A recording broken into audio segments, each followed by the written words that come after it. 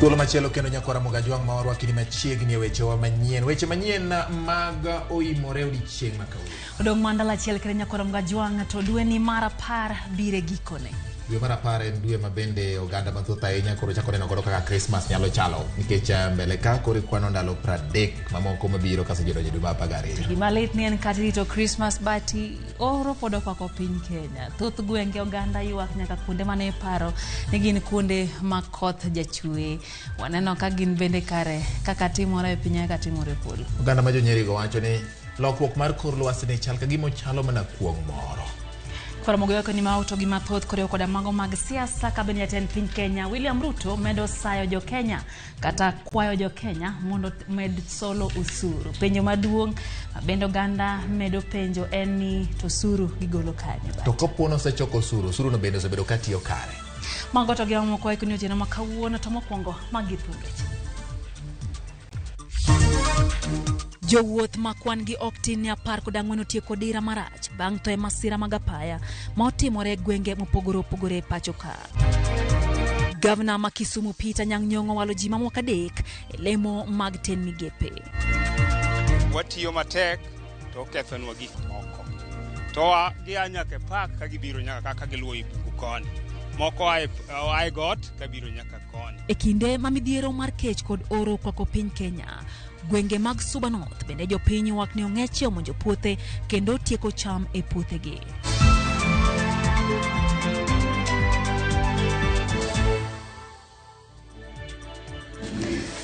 Belinda Dhiambo en jaloko moro nyakora Mogajwang' machiegni nyinga Lydia Okeyo.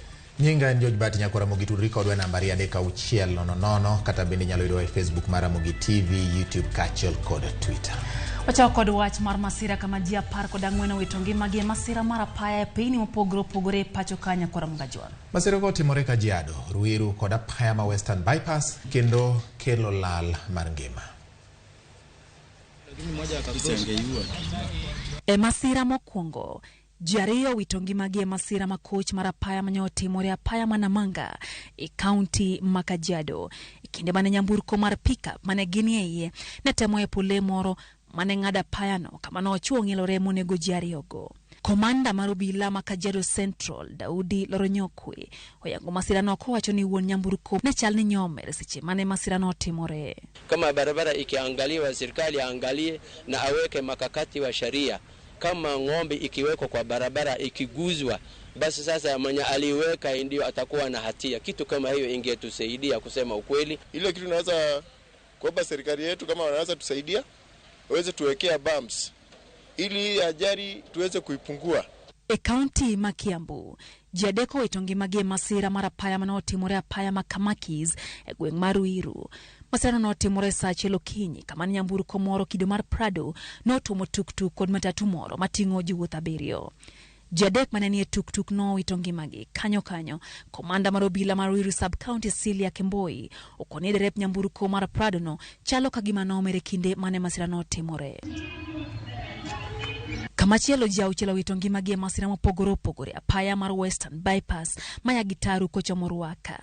Ji 4 ne gin jowuoth manye owuothe e bath apaya bang' kambi maloso apaya nyoloro bath apaya konchiel mondo mi giber apaya no manye omiyo nyamburko duto chokore kaluwo apaya chiel. Wach manye okelo dhugruok mar nyamburko e apaya no. Kama jana peke yake kulikuwa na accident 6 na mwenye anatengeneza hii barabara amesema inaweza enda mwezi mmoja. So kama sisi viongozi tumejipanga from governor na MP ili tupatane tujue vile tutasaidia watu wetu. Hata kama angeweka hii katikati hii ukuta kungekuwa na footbridge ambayo ingewekwa kila pahali. Kama pale ukiangalia kwa mbao kungewekwa footbridge kwa sababu pale watu wengi huwa wanapita kutoka pembe hii na pembe ile ingine. Obila e kaunti manyamira bende timo nonro masira moro makoch manya otimore apaya mamecheo Chepng'om bang' lori moro rado gi apiko mane oting'o jowuoth 2. Masira mane onego jowuoth 2 go kod jago mane riembo apiko no. OCPD Maborabu Josephat Chacha nyoyango masira no kowacho ni boda no noriko riembo matek seche mane orado gi lori magituomore kona moro e kati mohala makenyu. Jogo matiyo koda peini kore medo kuwa mondo bed motang' kendo mondo gilu chike magapaya kaka yor kedo kod masiche magapaya e pachoka. Nekora mogeuge mago motendre kod weche mag apaya ka bende watimo mos na jogo mawito ngima jogo yowito ngima gi kachiel kod bende kwayo jogo mariembo mondo mi obed akicha e kinde mag tiyo ga apaya. Wadhi ane kor wangi mago momakore gi weche mane jatend piny owacho. Jatend piny Kenya William Ruto omedo jo Kenya ni okony piny owacho cholo dongruok nyime kokalo en ni gichulo osuru kaka dwarore.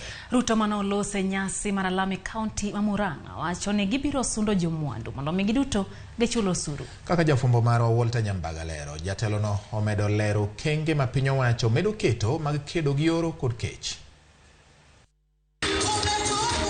E kinde lamo monyondo kanise Buore County ma Murang'a gweng Makino, jatend piny William Ruto kwa jalupne Rigathi Gachagua na nimeshapatia yeye instructions dams ya kwanza 100.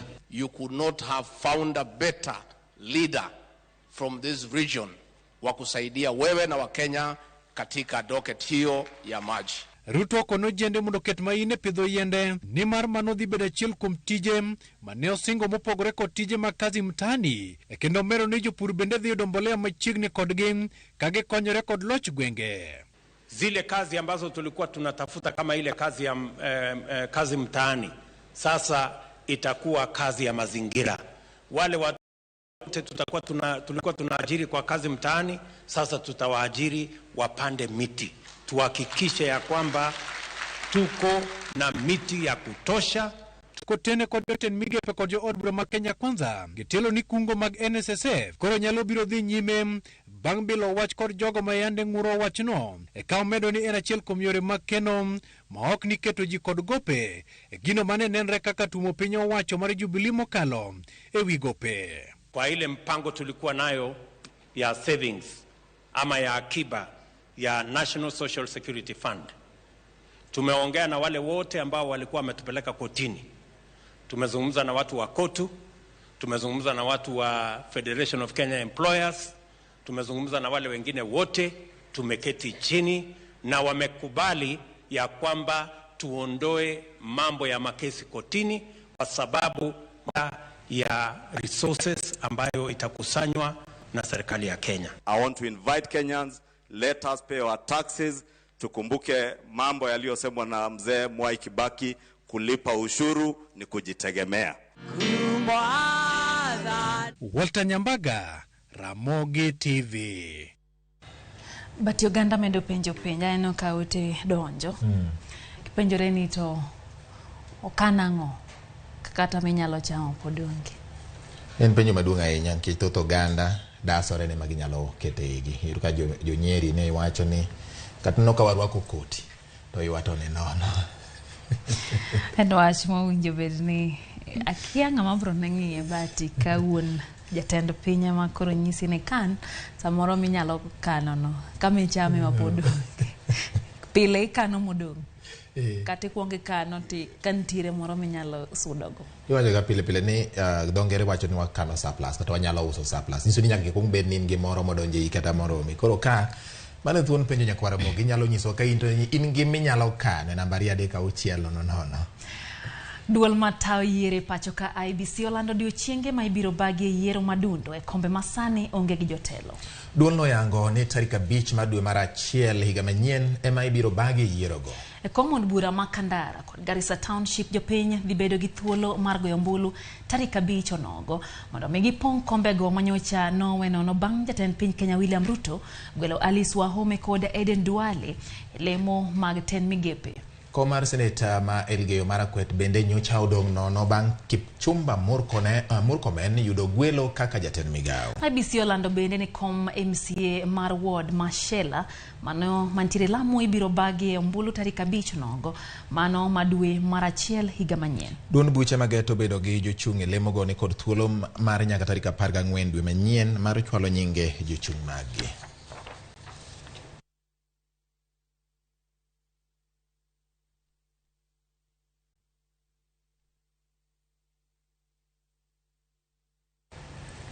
Wasura ne wadhi nyaka gwenge ma Kaluo. Josiasa masiro lwedo Azimio la Umoja One Kenya okoni Raila Odinga pod ni kod mbi kendo umbe okwako Kenya mangima makik ng'ato par ni huma mar Raila odok piny. Kagilose kinde ika ma jaduong' Peter Nyangaga Koth e kar chung'od bura maseme kaunti ma Kisumu, jotelo gose mokalo moko kuom josiasa mawuok Kalumo osebedo gi kiawa kendo dhi ataro gi dwaro mar Raila Odinga. Jalup gavana mar kaunti ma Kisumu Matthew Owili, jaod bura ma kaunti ma Kisumu Ruth Odinga kod seneta ma Kisumu Tom Ojienda onyiso jopiny mondo kik chunygi tho ka gisingo ni ber pod nyalo yudore.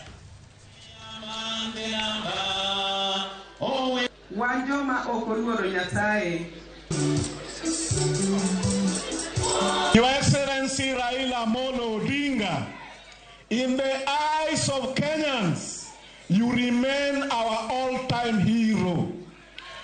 If you need our support, and I know you need it now more than ever before, we commit to stand with you and not to turn back. We are waiting. We are watching your steps, Your Excellency. We are reading your lips, Your Excellency. We will not embrace them until you do.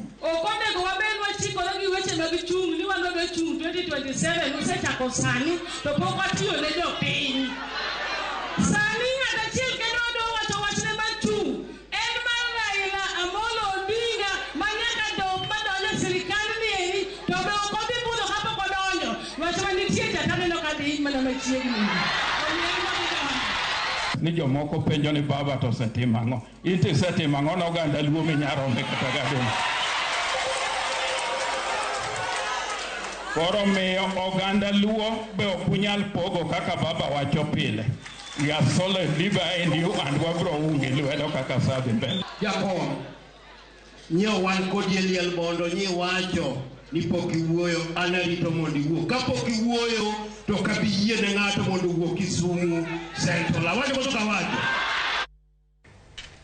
winjo ka geno imedo nyis ni Ramogi ni nyaka kori kung dhogi ng'amu yiene wuoyo madhi ga 2027 en mana achiel kende kalore kod Ruth Odinga.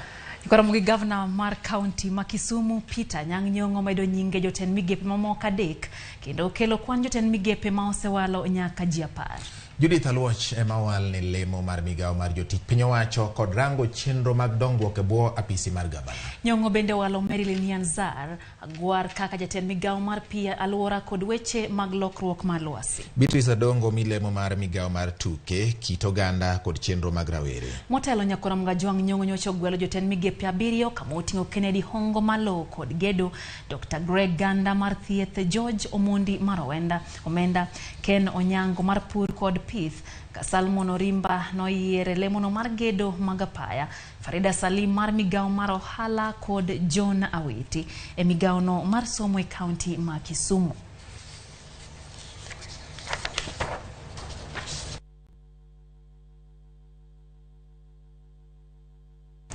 Wangi mana mago motende kod weche mag siasa koro wang'ado kendo wadhi yimbo mar piny Kenya. Jalup gavana mar kaunti ma Kakamega Ayub Savola wacho ni gin kaka jotend siasa mawuok imbo mar Kenya gibiro medo riwore kanyakla mar siro lwedo spika mar od bura mamalo Moses Wetangula kendo weyo pogruok mag siasa. Wacho ni nyaka gibi kanyakla kaka jotelo maimbo kendo keto dwach jopiny nyime maneno ne giyudo pokgi mano mag dongruok e sirikand William Ruto. Mheshimiwa Spika, sisi tutakusupport kama number 3 of the Republic of Kenya. Tuko tayari kufanya kazi na Mheshimiwa Moses Masika Wetangula. Mwisho, kwa county government hapa, nitauliza ndugu yangu Mheshimiwa gavana wa hapa, mimi ni Moa Mkalenjin. Hawa watu wa hapa Mount Elgon ni mashemeji, uwapatie share yao kwa serikali yako. Ramogi oganda modak e tong' mar kaunti ma Kisumu kod mano ma Kericho med jiw mondo onya winjruok e kindgi kendo gidag maonge akwede. Jipakamano ochwal gi duol mar NCIC e chakruok mano kelo kanyakla migao mar arita kwe kweth mag jodong luo kod jodong lango kanisa kod jopiny kagitwag gi jofwambo bang' timo nyasi mano bagi gi Grassroots Initiative Center ma en riwruok ma ok mar piny owacho. Apisas mag NCIC osingo ni onge ng'ata ma ibiro dwaro kata daro kata mayo lope kaluwore gi ywaruok mano mar tong' e kind kaunti ma Kisumu kod Kericho. I want to take the opportunity to also call upon our leaders. We have our political leaders to be able to support these grassroots-led initiatives. Let them come together and speak to each other and work with each other. Every time we've seen our leaders from this side and the Rift Valley side working together, we have seen great fruits. We are all Kenyans, and just the same way we embrace that during the elections, we can still agree that the border is here, but our businesses must not be limited by the border. Our movement should not be interrupted because of that, and no one should feel insecure to move from one side of the county to side of the border to the other.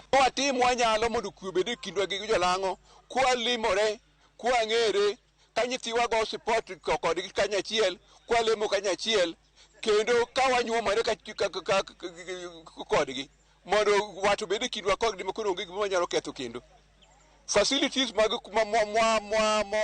share kako hospital school kundelemo kikbede guba gusi moro wadhi kure kajo kangato nekech onge gimoro ni nitie mpaka Nyasaye kanu chwe piny nonge mpaka wane mwakiro nikech nyiego gi ich let ma wan go ome akwayo jo nyakach gi jodong nyakach ni mondo wariwre uru mondo wakel kwe kindwa gi lango kendo kwa lungo bura ma jolango jodong jolango biro gi mondegi to gi nyithindo wadhi kanya chiel mondo wang'e ni watim mwanyalo mondo wabed ang'owa wabed osiepe. Kane Nyasaye chweyo piny nowacho ni piny mondo bedie piny nobet. Koro kiew moketi to ich lit marwa. Winje kavanan be. Kora mugenda kapaga birio bang sadek mano chino chendo ino Oimore kamano kumedo kete mana ka RAMOGI TV uchieng' wuod rongo mano japi achiel kende mantiere Manyata Konyango kod Moses Ogola gi Javan Joey wuoda Ben Kwajo gipakore bati to giwacho ni gikete mana ka RAMOGI TV Oimore e chendo ni mar Oimore begin gi magikano mana nawe ni nyinge magidhi gole Christmas to gipoka gisegole sani Alisho Mondi Jako Kwanyo bende wacho ni en bende entiere ka to onyiso wabati ni kata gimonyakano enoko neno ka en go en mana kamano Lawi Masaga wacho ni piny to te koro ji eno dhira kaka nitie mano soja. Jatend piny Kenya beti apiso tamo oluoro piny karombo to oro kod kech chamo jo Kenya tieko koyie to ng'eyo ma onyalo rakore go gi oro ni yo mapiyo mondo jo Kenya kik bed gi hinyruok ahinya mani luongo ni Vin M-Pesa Maria to wacho kamano. Nano bende Victor kawuok Tingwangi onyiso kanyo jatend piny Kenya okia gima wakale kaka jopiny momiyo seche moko wach wuok ne kaka wuok neno. Kabenda neno ka Joseph wacho na kwa jotelo mano yier kaluo mondo koro gitine jopiny mano yiero giwe weche mag siasa kendo gibigi kon jopiny gires jopiny weche gomotendre kod oro kod kech mabende sani chiemo e pachuka. Wacho oro gi kech ni Lydia miyo ganda nigi paro mopogore ahinya ka gidwani mondo mi ng'ato owuogi okonyie to ng'ama giywak ne mana jatend piny nikech nosingo ni gibet gik moko dhi bedo mapiny. Wembo nyiso gi ni giken. To nyiso gi ni giken. Koro aparo ni kad bet gik moko dok piny to mane ji ng'iyo go choncha ni ng'ato nyalo nduso wiye moro ka. Martin Kaya Sori bende wacho kanyo ni en Oimore batioro ni mos kanyo kato wacho ni jatend piny Kenya madwaro ni wachulo suru kama wachami maonge go mwaka no to wagolo kanye.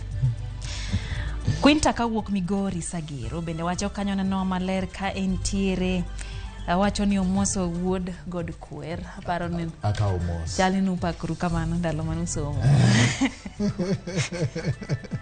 Mwalimu Hillary mano kanyo ka entiere Hillary Ochieng ka entiere Migori County en bende entiere kodwa e chenro bati. Pastor George Marodi Kopany wacho ni piny Kenya jopiny jodolo gi ji duto kanyakla olemne kech makoro mako nyaka gwenge mane paro ni koth jabedi kaka koro sane gi wago kech gi oro gocho ni ng'ama nyalo reso ganda jo Kenya en mana Nyasaye koponi ji oketo geno gi yie. Nene wuodh Ndhiwa Emmanuel Jasuna bende wacho kanyo no chumi tek ahinya to sirikal onengo duoke piny nengo gik moko. Yien wanyako Ramogi wakao yweyo kae podi medo ndiko no wakalure gi weche manyien ma wakelo ni ka ndikno namba 3 kada bende edhi Facebook mar Ramogi TV kaachiel kod YouTube gi Twitter nyako Ramogi waywe ka waduogo pod wan gi mathoth koting'o mago magoro kokale Ramogi TV. Medikete mana kae chenro mar Oimore.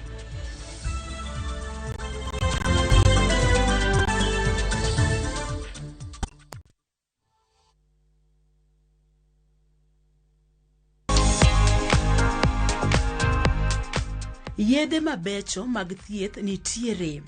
Tudri kod jolony mag thieth mag jamni mondo olosni chenro mar kago jamni maromre kod rang'iny kata kwan mag pith mari kod lek magi mag pur gi pith.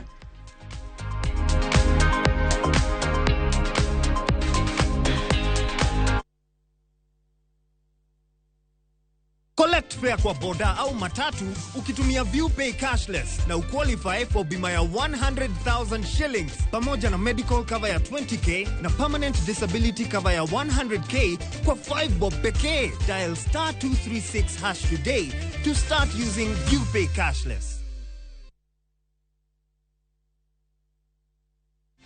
Shabiki.com is all about the game. Playing live. It's all about the number of goals. Halftime markets.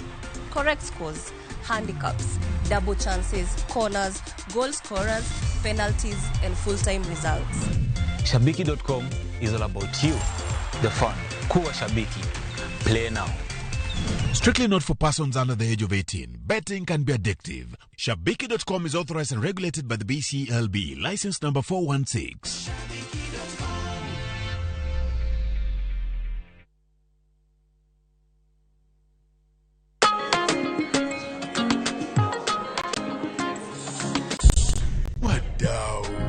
Unajua kuwa mnaweza do more na direct line. Sasa mnaweza mkakava mali na bizenu zote kutokana na risks tofauti tofauti. So unaweza cover hardware yangu yote hadi stoko iko nje in case ya wezi. Na botiki yangu kuchomeka. Hiyo yote no maachia direct line. Na pale kwa site naweza kawa construction yangu, mashini, mafundi na shule yangu, wanafunzi, wafanyikazi. Basi na in case mimi nipate ajali rahisi no maachia direct line. Omera, what about my palatial residence? Nama achia direct line. Do more na direct line. Visit your nearest branch, agent, broker or bank assurance partner today or SMS Bima to 23454. Direct line. Every day is sure. Do more.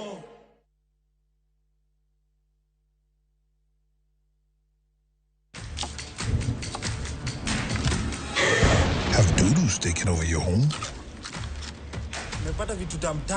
Get Bolt and get your home back. Unlike other insecticides made from toxic synthetic pyrethroids, Bolt is made from 100% natural Kenyan pyrethrum, making it gentle on you but deadly on flying and crawling insects. When doodles strike, stop them dead.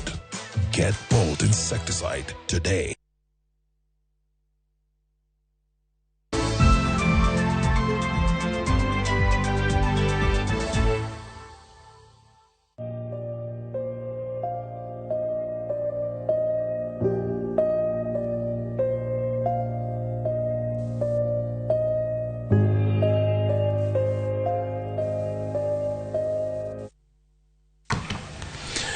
Machiegni nyako Ramogi wane weche manyien mag Oimore odhiambo makawuono kokale Ramogi TV. Lydia ng'iyo wa kaka wang'iyo kata janeno nyalo ng'iyo nitiere wuoyi moro mabende nie ng'ewa kanyo.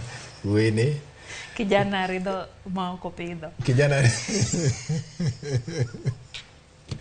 koro kijana mineno ng'ewa ni nyako Ramogi omiyo weche bedo matek kendo sama jopiny ywak ni igini nono to ojana ni bende ywak kech machiegni kendo dicho. Okay, but Jopiny malambwe mani Suba North e kaunti ma Homa Bay ogolo ywak ewi monj ma ong'eche koro monjo godo puothegi kendo ketho chambgi. Kaka jafwambo marwa ma Homa Bay Ali Beach lero, ng'echego yweyo puothe kendo weyo jopiny gi luoro mar biro bedo kod keche kinde mabiro. Jodak e gwenge ma Kamato Pundo, gweng' ma Ogando kod gweng' ma Kamato Gul ywak ewi monj ma ong'eche omonjogego kendo ketho cham ma gipidho e puothegi, gino ma koro miyo gibedo kod luoro ni keyo margi ma higani nyalo biro rochore. Ong'echego ma giwacho ni wuok e bunge malambwe ridho oduma mapok oikore e puothe ka kothe mamoko bende giketho e puothe. Ong'ero osechamona puodho man koro akia ni to sirikal konya nang'o. Wakwayo jo wildlife mondo konywa e weche mag ong'echegi nikech wapuro to ok wanya bedo gi geno kokalo kuom ong'er. Ong'er ng'eny, wachako gi ka Unike Okelo nyaka wagig ka jaduong' Thomas Enga en man ong'er lilo. Ong'er ni watiyo matek to okethonwa gik moko. To gia nyaka e park ka gibiro nyaka kaka giluwo i bungu koni. Moko ae got ka biro nyaka koni. Koro wasebedo kwa wasande kodgi mar ritogi to tamo kaka watimo. Jodak makono wacho ni gibedo kod tich matek ka girito puothegi pile ka pile ka gitiyo kod guogi mondo ong'echego kik med ketho chambgi. Koro samoro wagiyo negi ka guogi mondo giringi. Koro wagiyo ni gu haya shika kamata yeye renge. Koro be gidhiero wang'o kaka wanyalo timo nikech koro gitamo kech be sani nitie oro nitie koth ok chwe. Jopiny osebedo ka ywak e weche mag ong'er maketho cham okinyi godhiambo. Ma bende jomoko wacho ni to ka koro gichandwa kama to jo KWS biluongo to samoro gibiro to ong'eche gi chak duogo. Nyisore malong'o ne ong'eche gi osebedo mang'eny ma ok ginyal bedo control. To seche moko ka jo gemo biro mogogi daka matindo gichake timo nat. Koro bunge moko ma luora manyalo kelo maugo kata manyalo gine magiponde no maginyalo beto to giketo aluora bedo maber. To gi jo KWS wakoni mondo gimakre gi jopiny mondo ka ber to ka giyudo report to gibi mondo responde wache ong'er ni nikech sani cham no tho to kendo chiemo malong'o be onge chieng' berieny to ong'er bi yudo ka chako timo nade chamo. Ka opogore kod cham manie puothe bende ong'echego ketho olembe ma opidhi e mier machalo maembe kod rabolo e kinde olembe mamoko. An giketho maembe na be giketho rabolo. Rabolo gichamo saidi. Rabolo gichamo ma rabolo ok nyuol. Konyuol to gichamo chama. Maembe gitu. Maembe kaka higani maembe gi nonyuol mang'eny kabisa. To gichamo chama matindo tindo ma gichamo. Koro sani king'iyo yasa nono. Onge gimoro. Ruoth ma gweng'no Daniel Obore okono osebedo ka otudore kinde ka kinde gi migawo ma ochung' rito le mag bunge mondo gimed timo limbe e gweng'no gi buogo ng'eche ma osebedo ka chendo e alworano. Jo KWS wasetudore godo kinde ka kinde kendo ka wamiyogi report to seche moko gibiro gi buogogi. En mana ni gisebedo mang'eny ka mantiere oko ma ok ginyal dhi te. Daher mondo mi amed jiwo jo KWS mondo giwuotho e odiechieng' kodiechieng' ka gikonyo na jopiny ka giriembo gigi mondo dog e park kumonego gibedie. To jowa ma jopiny bende anyalo kwayo ni mondo ka ber to bunge matindo tindo mwaluongo ni shrubs gi dho ombogo mondo wabeti mondo mi gigi kik bed kodwa machiegni. Ali Beach, Ramogi TV, Homa Bay. But gima nyako yiere ni ineno cham ma Suba gileyo gin kuonde makata kopo ni pithe gi kech masani chiemo ni inyalo yud duoko makare. Ageno ni wach mar chandruok mar jamani ma en ong'er biro dok chien mondo yago yud resruok kendo yud konyruok. Suba be ma county government ma Homa Bay kata Tend County lose kambi mar kata luongo ni kambi mar loso mogo. Ng'wenyore to ng'inore. Mokwa. Ng'wenyore. Chal no ng'eche dwa golo gini kosechopo e dho jo Suba. Wageno ni piny owacho bro kawo okang' makare mar kedo koda lego mabende koro ketho cham nyakwara magajwa. Wadhiye moko mabende otendore kod weche mag oro mabende osebedo ka chendo e gwenge mopogore opogore pacha ka Lydia. Kaluwore kod oro ma ogotache Thurka, jodak mabaringo kod Pokot koro ywago lal mag jamni gino makoro chunogi kendo negidar nyaka gwenge mag Kapedo marita kwebe okosebede maber. Wycliffe oko nigi ler mar wachni kaka jopiny go sandore kamanyo pi kod chiemo. Jokenya mathoth ahinya to jopith jamni omoke achiedh nade mar oro kod kech. Chiayo thogi riyo ka jopiny to kech onuro. Counties manyandwat ma ugwe mar Kenya midhero nese mayo jimuya ka jopith jamni onge kod geno mar dhi nyime gi dak. Auchi oseduono lum bende ne otuo kinde manene. Hatuna mali mzuri ambaye tunapata maji ile safi ile ya mfereji ama ile iko kwa tanks. Maji yetu hapa ni maji ya kuchimba hapa tu kwa mafisima. Tuna share hapa, kuna kisima inachimbwa. Upande hiyo wanyama wanakunyia maji. Kaluwore kod mano, moko kuom jopith jamni mawuok e gwenge mag Mogotiso, Tiati, Baringo South kod Baringo North winjo pek mar orono ka gisane chunogi ka gidar kendo gidhi e gwenge mag Kapedo. Gwengno mar Itakwe oserochore e kinde malach. Jolony yango ni lokruok kudho mar lwasi ema okelo midhiero ka jotelo jiwo jopiny mondo onywakie pitho mag yien. Tuone vile tunaweza kupanda miti. Ndio tukipanda miti tutakuwa tunabadilisha hali ya hewa ya hii nchi yetu. Koth ma oseremchwe kuom kinde malach osethiro chenro mag pur ka jodak mabaringo kotelnegi gi jotendgi kwayo chiemb kony kowuok e piny owacho. Tunaomba sana tuzidi kuongezewa, tupewe chakula kwa sasa. Tunaomba chakula kwa sababu ya wakaaji wa Baringo, watoto na kina mama. Gie sechegi kwan jokenya ma oro bembo osechopo milion 4.3 jogo duto moketo geno kuom piny owacho e yudo resruok. Wycliffe Oko, Ramogi TV. Ramogi County Manyeri en achiel kuom counties masani oro kwako kendo makech medo hinyo ngima oganda. Maina taro gi paro ma osebedo kanitie ni dibed ni gwenge mag masawa mar piny Kenya kora mga jango kod midhiero mag oro. Jopur mag gwengo pod hum nono e wichal marach ma lwasi makono e kindene. E kinde ma uluong nying gweng Manyeri, oganda mathoth neno god Kenya. Lwasi mamiyo, bunge, yien kod cham mapichni, aore mamol mayom manyalo nego riyo ne dhano kod jamgi. Kata kamano, sani kidonje gwenge Manyeri, gima rwaki mako dhok kendo duono geno. Aore motuo, puothe maonge gimoro amora, kata kuonde kwath, chiaye ladhora ladha ka gidaso gima de gicham. Kata obedo ni kaunti Manyeri ema ni kod kwan mamalo mag bunge pacho kaga tamalo 40, chieng' maliyo ma osebedo karieny kelo achiedh nade mar kech ne jopiny. Jodak mane chiemo mamoko dong' sani kwayo chiemb kony. The number of people in dire need of humanitarian assistance in the county has risen to approximately 131,000.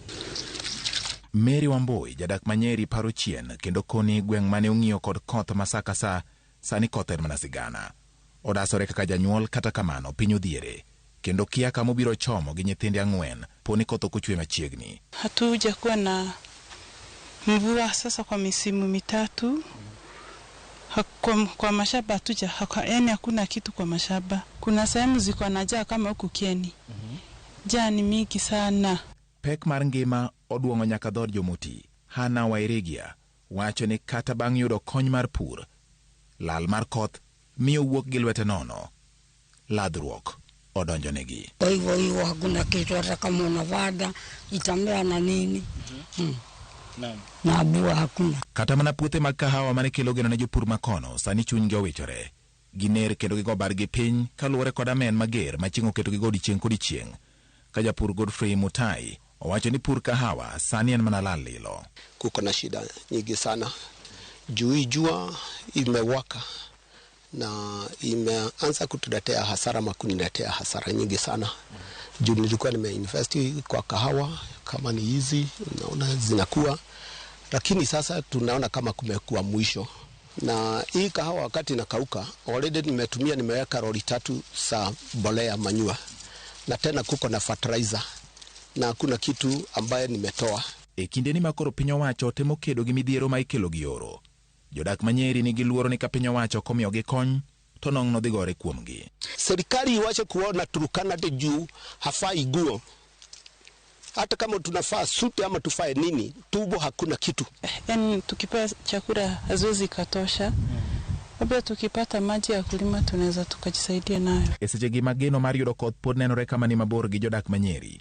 Piny owacho mar kaunti no chako keto kenge mar rakruok kod midhiero ma ikelo kod oro, kendo chugo aput mar rakruok kod midhiero ma osekele kaunti no kod oro masani koro mako gwenge makono. Wasudi nyakwara Mogi wadonji e weche mabende nyalo po ka okelo geno ne oganda kaka yor jiwo lwenje kedo gi oro. Kanyakla mar osiepe ma otisi ni Greening Friends pod medo chwalo agenda mar pidho yien e pacho ka chenro sani medo geto jopuonjre e sikunde mondo mi giyud puonj kod ng'eyo e wi ber mar pidho yien kod rito alwora. Kaka jafo marwa ma Kisumu James Okoth lero kane county no chenro matinendi manyo time skund primary Masogo mantiere Rabure county no ma Kisumu.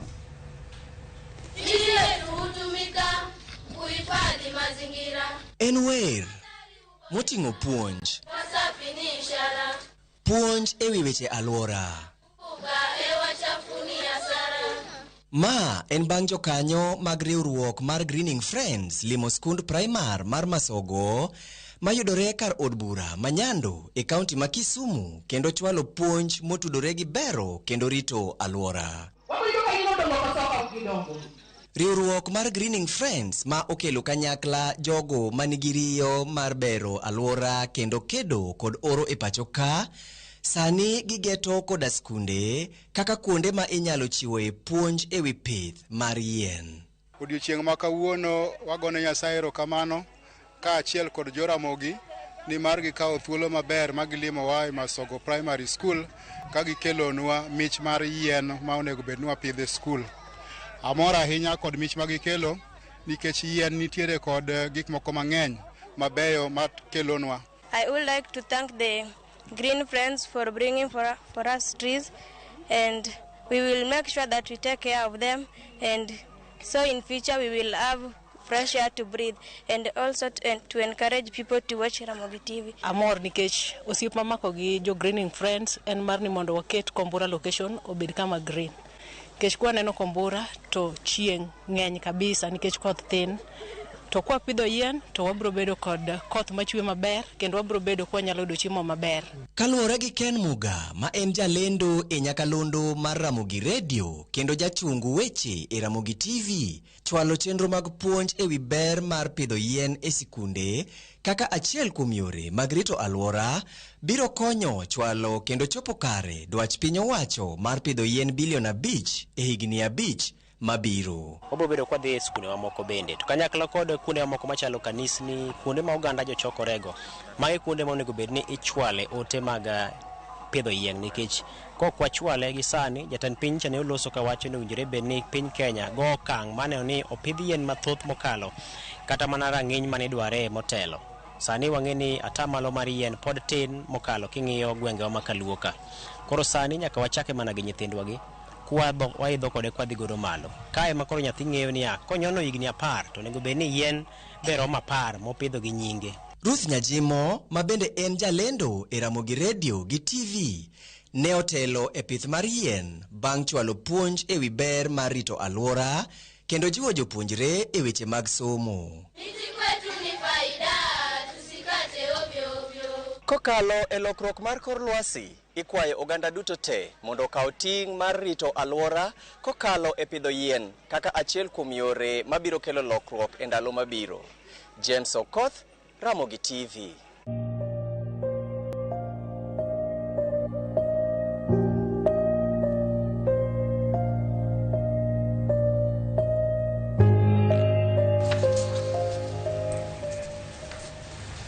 Kamano Lydia omeda jo piny goganda mondo wamed pidho yien nikech kinde makoro warakore kod lokruok mar chal kor lwasi gima oseyudore ni nyalo konyowa e kinde mabiro en yien gi bunge mathoth. Kabena no kajeten piny Kenya osewacho ni the ger dams maromo 100 mago nyalo kelo geno mar yudo pi miol na yien. Nya pidho yien kae to tho nikech pi onge.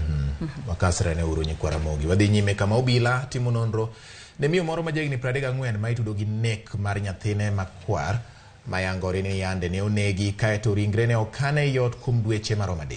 Miyo no ma oyangi kaka Felista Mumo wachore ni no pando ringre nyathino kuom kinde maloyo dweche 3. Gino manomiyo nyare ma jahigni 14 chopo kobila kendo ogoyo ripot kawacho ni odgi ne golo muya mang'we mane tame kata nindo. Komanda mar obila e sub-county ma Kajiado Central Daudi Loronyokwe oyango ni achejno ibiro chwale nyim doho chieng' wuok tich ka obila osechako nonro e wi wachno.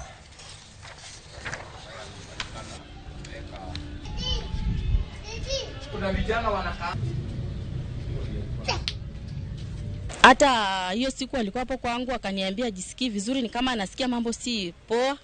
Sasa sisi tukalala, asubuhi kuamka nikamuuliza msichana, mama yako yuko wapi? Akaniambia ameenda huko chini kujifungua.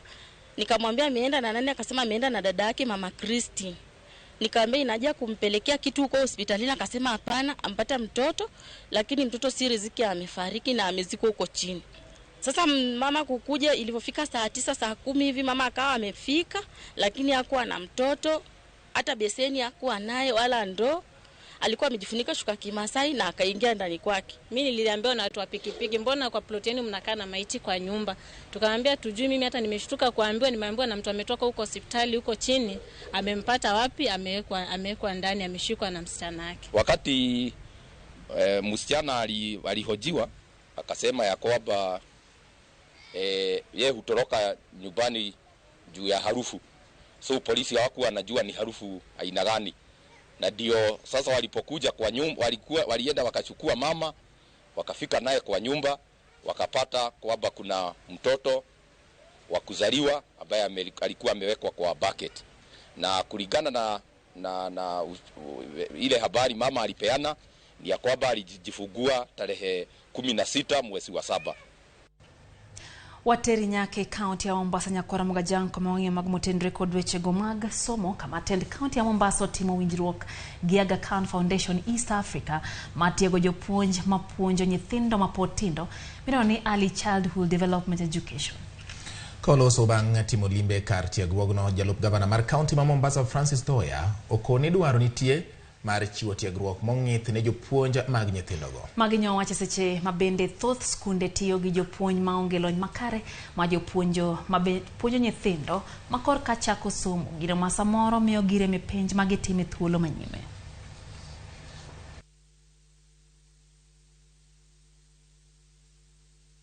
When we started, the notion of early school education was new. So we had to train the teachers, and because it was new, we did not get people who sort of were already high caliber. That is, our teachers, after being trained, were being poached by schools which were being established, by government schools later on, etc. And we were very happy about that. It's having significant impact in terms of improvement of education in our county. We are very excited about the 40 years since the inception of the program, which was in 1982 up to now. And the program has really evolved from what it was, from being community, and now we are glad that the county government is also coming in to give a hand. Wana train walimu ili waweze kwenda kufunza wale watoto wadogo. Kisha walimu wakimaliza wanapatiwa certificate. Na hata sasa wanafanya hiyo course inafanywa kwa ilo ya NEC. Kurwadhi gwenge ma Migori kawuok ka dhowadh nam chumbi. Piny owacho mar kaunti ma Migori ka otende kod riwruok ma ok mar piny owacho matayo chenro mag tiego rowere e wi dago ngima makare.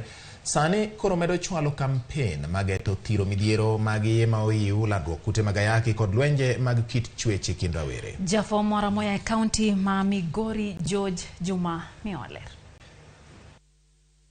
Mako yego ma oiw, gamo kutego mag ayaki kaachiel kod lwenje mag kit chwech gin midhiero adek madongo ma juko rawere e piny Kenya.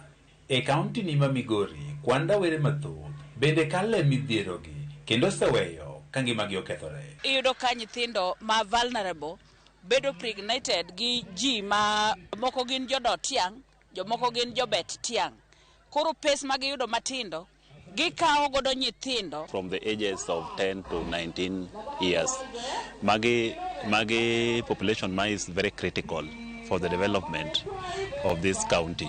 Wadwa ni mondo wati machiegni kabisa gi community, gi jonyuol, gi school community. Report mawuok e migano mar Thithi County ni ma Migori yango ni kwanda were magamo iye tuochego mag ayaki kaachiel kod kalawe e lwenjego mag kit chwech pod nitie malo kata bed ni osebedo ka odok piny mos ka ochakore higa mar 2018. Teenage pregnancy so far has been on a downward trend from 37% in 2016 to currently we are at 20%. Koro nyaka wachaki mwaduok namba wa piny mwa compete gi counties matimo maber. Migori is the first county to have launched a plan.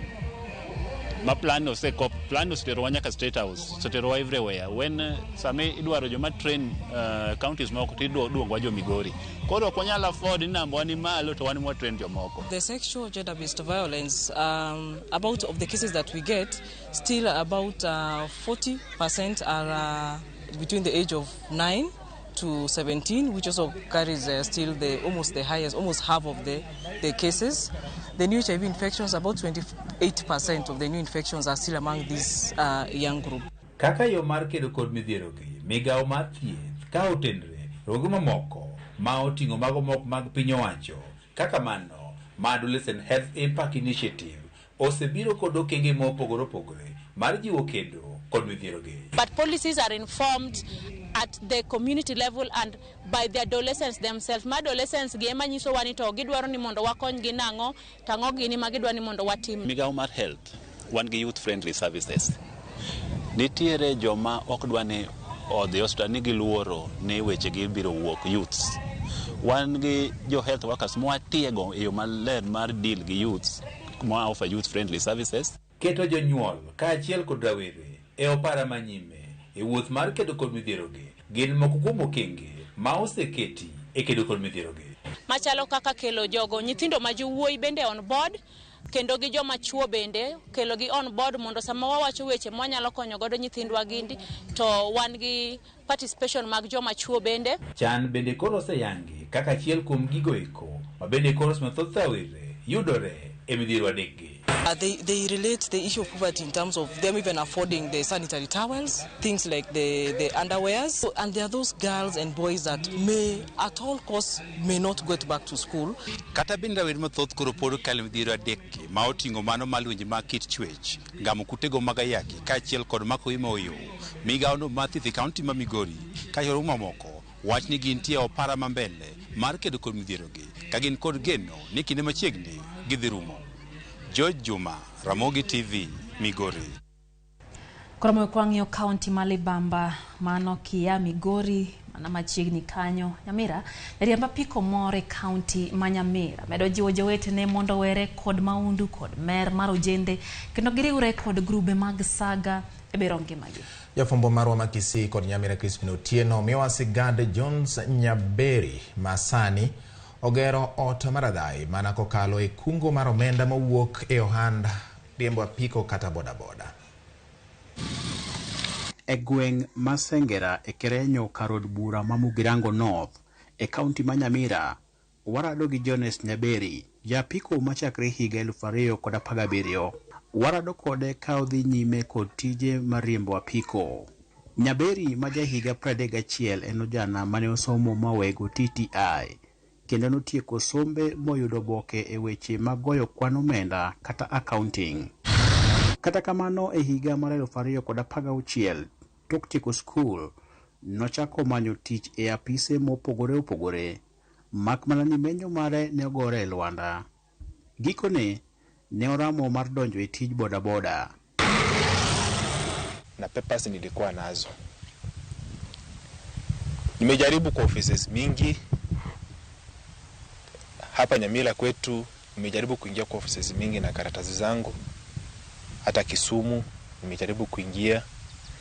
Nairobi nimewahi enda huko mara moja, lakini nilijaribu kuingia kwa offices kadhaa kuchukua karatasi zangu kujitafutia kazi. Edalagi Jones ne ni kod lek mar loko ne babagi odgi mar lowo mondo gidagie kama berberie. Kanyo emano chako paro mar nyiewo apiko mondo lok godo ngima familia mare. Pesa ya kwanza yenye niliwahi kwa akaunti yangu ikiwa kubwa ilikuwa 70,000. Nikaambia mzee, sasa kwa sababu nilianza nyumba yangu huko chini na wewe hauna nyumba. Nyumba yake ya kwanza umeiona vile ilikuwa. Na kuna ingine ilikuwa kando ya nyasi. Nikamwambia hapana, si mzuri mimi kuanza kuchichengea na wewe bado sijakuchengea nyumba. Sako ya kwanza aliingia ni sako ya Juhudi Kilimo. Juhudi Kilimo ndio anza kusave. Akasave kidogo, kaomba mkopo, kaanza kujengea nyumba. Riuruoge mar joapiko kaachiel kod mag saga nomiyo Jones hola komedo gi yuto mare. Onyisowa ni notweyo chunye ahinya kendo gikone nogero ne jonyuolne odni mane okawo 700,000. Kama ningekuwa nasikia chenye watu wanaongea singefika hapa. Hata hiyo group yangu ya bodaboda wakati nilienda kujoin hapo wananiambia wewe ni msomi bwana, haufai kusimama na sisi hapa, jipange, tafuta kazi. Wewe tunafaa kukuona kwa bank, tunafaa kukuona mahali fulani, tunafaa kukuona kwa county. Pacifica Nyanchera Edmin Jones na kuna semeji yake akamuonea huruma, ndiye alimpatia pikipiki, akamwambia badala ya kukaa nyumbani nenda ujipatie. Joapiko magweng'ni kama Jones jatendgi wacho ni jatendgi medo jiwogi kinde duto kendo gin be sani koro giseketo nyaka ute ma ji odakie kaka achiel kuom yoregi mag yuto. East Jet ilianza 2010.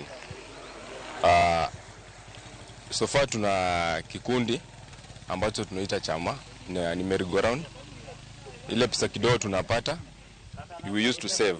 Kanyaka sani Jones chiegni tieko odeni mapok odonje ayanga. Onyisowa ni nyaka kama ochopeni osekawe $1.5 million. Si wanabodaboda wote ni wakora mawezi. Kuna wale ambao kama sisi ambao tumejituma kutoa familia zetu chini. Gikone joapiko imedo kuwa mondo owere kod math kaachiel kod maundu mondo migichan ngimagi kendo gibed ranyisi makare ei gwenge magidake. Crispin Otieno, Ramogi TV, Nyamira.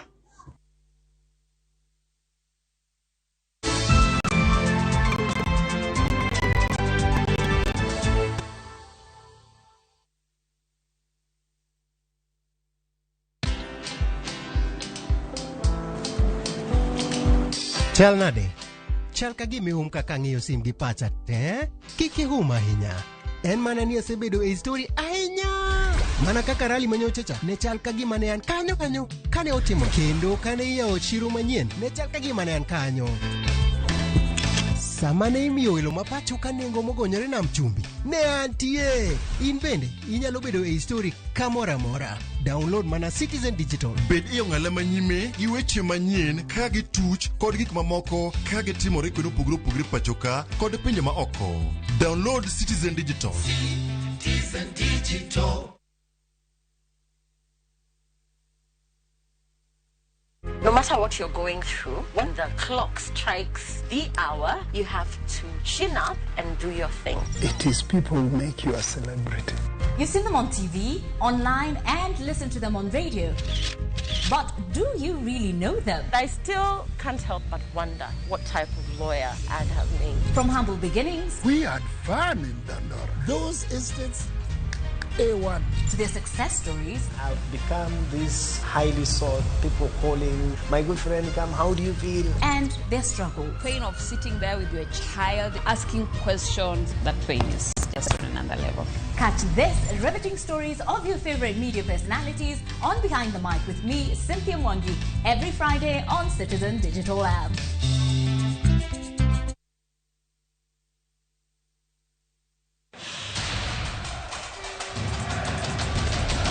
The World Cup fever is here with us. Nani atabeba kikombe? Will it be defending champions France, host country Qatar, five-time winners Brazil, Lionel Messi's Argentina, ama will it finally go home to England, we already have the games on shabiki.com. Weka prediction yako sahi when the odds are still high on who you think will win the World Cup. Ushinde chapa. Mapema ndio best. Strictly not for persons under the age of 18. Betting can be addictive. Play responsibly. Shabiki.com is authorized and regulated by the BCLB. License number 416. Shabiki.com.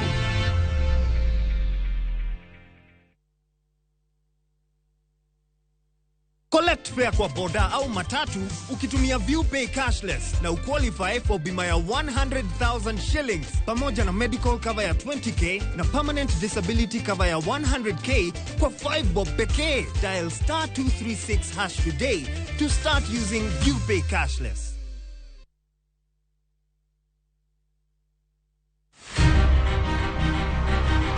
Onyalo bedo nyaminu, siepene oringa, osiepi, chiegi, mamani. Adhi agamo nyathina chata tuwe bundia. Duto te en miyo. Miyo manyalo en miyo mawuok oko gokinyi. En e okumba mar dongruok e piny mangima, kokedo kod gigo mathoth mondo tache orieny maler. Akony rowere, ahero empowerment. Wating'e malo. Molino kikiket mbele. Wapuoye. Ang'ol gi tienda koni, lakini wiya to ler. Mondo warieny kanyakla e mine nyalo. Mine nyalo kabisa. Tudri kod Stella Brenda Ochieng, tich adek ka tich adek, chakre saboro. E mine nyalo.